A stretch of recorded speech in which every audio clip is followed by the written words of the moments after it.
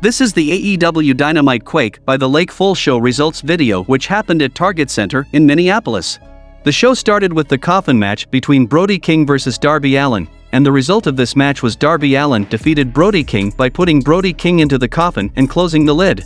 Then Jon Moxley cuts a promo from backstage, and he says the title is about pain and how much you can endure, and for over 2 decades we've seen the last survivor of the Hart Dungeon, Lionheart Chris Jericho, and tonight he's going to test him and push him to his breaking point, and if his fighting spirit doesn't break, his body will. Then Chris Jericho cuts a promo about how he's gonna take back what is rightfully his in the main event tonight. Then we saw a tornado tag team match which happened between La Faction Ingobernable, Andrade El Idolo and Rush, versus Lucha Brothers, Penta El Zero M and Rey Fenix, and the result of this match was La Faction Ingobernable won the match by pinfall with a hammerlock DDT from Andrade El Idolo on Rey Fenix. Then we saw the Young Bucks bring a camera into the Dark Order's spot in the locker room, and Hangman Adam Page is there and the Bucks wanted the whole world to see them thanking him for saving them last week, after how they've treated him and they're not proud of it.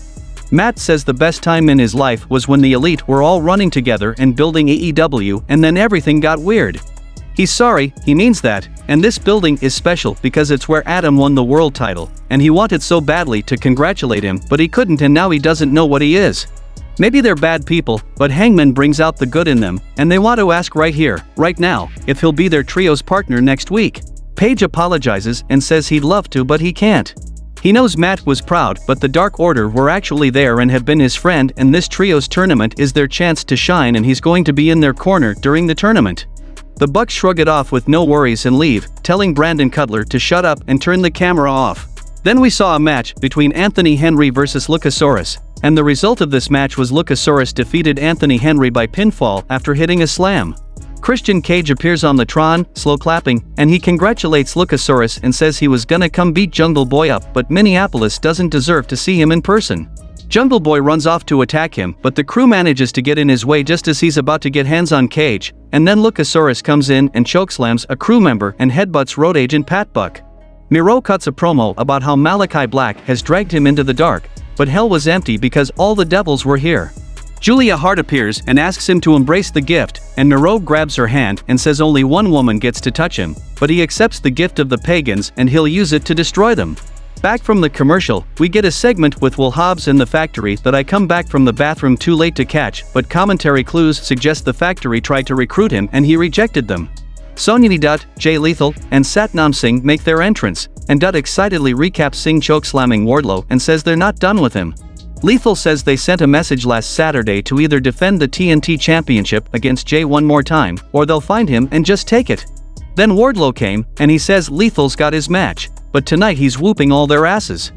FTR comes out to back him up, and the heels leave the ring and circle it. Lethal tries to slide in and blindside Wardlow but he catches him and FTR hit the big rig. The Jericho Appreciation Society was interviewed backstage, and Matt Menard and Angelo Parker talked up Chris Jericho's inevitable victory and their party room, which has a fondue pot and a little bit of bubbly to celebrate. Daniel Garcia says Bryan Danielson should thank him for giving him a paid vacation and he owns him, and then Anna Jay walks off the screen and comes back with some poor girl to choke out, screaming.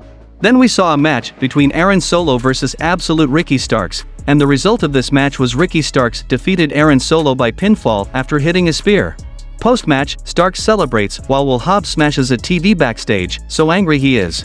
Then we saw a match between Jade Cargill vs Madison Rayne for the AEW TBS Championship, and the result of this match was Jade Cargill defeated Madison Rayne by pinfall with Jada to retain the AEW TBS Championship. Post-match, Athena slides into the ring and attacks Cargill until Kiera Hogan makes the save.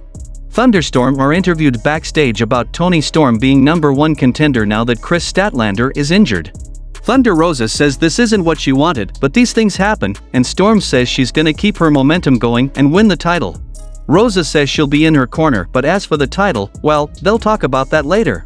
In the main event, we saw a match between Chris Jericho vs Jon Moxley for the interim AEW World Championship, and the result of this match was Jon Moxley won the match by submission with an arm trap body scissors sleeper hold to retain the interim AEW World Championship.